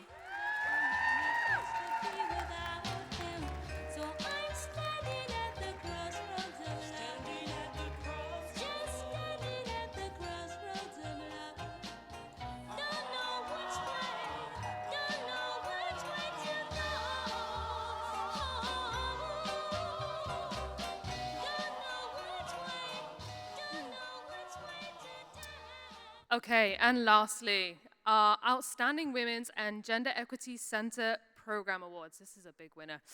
So our last award, the Outstanding Women's Gender and Equity Center Program Award, recognizes the work of women's and gender equity centers as sites of feminist praxis and celebrates specific programs and initiatives developed and implemented by a center. Selected programs/initiatives demonstrate commitment to intersectional feminism and employ inventive strategies to address the emergent and changing needs of our campus communities. Online as well as in-person programs or initiatives are also considered within this award. This year's Outstanding Women's and Gender Equity Center Program Award goes to the Eberly Center's Community Impact Feminist Fellowship from University of Toledo Institution and will be also accepted by Danielle Lutman, Associate Director of the Catherine Eberly Center.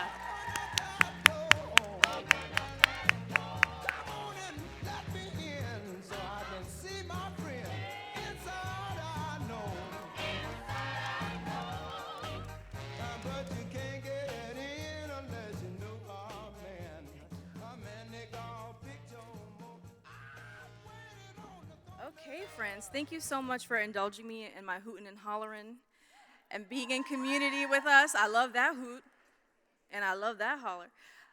At this time, I'd like to welcome you to join us in the atrium. Head over leisurely and fill up your plates because we're feeding you for our opening reception.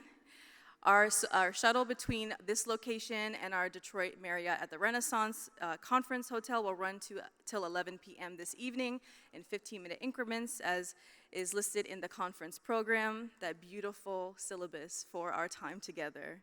I wish you well and hope that the time that we have together tonight and moving forward feels like we're knitting together new commitments to kinship and feminist possibilities. Enjoy your evening. Thank you so much.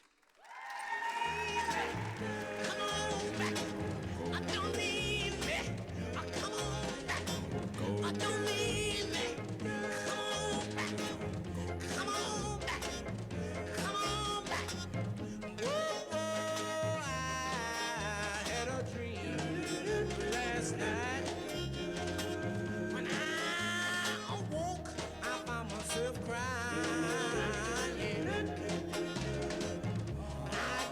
that the girl I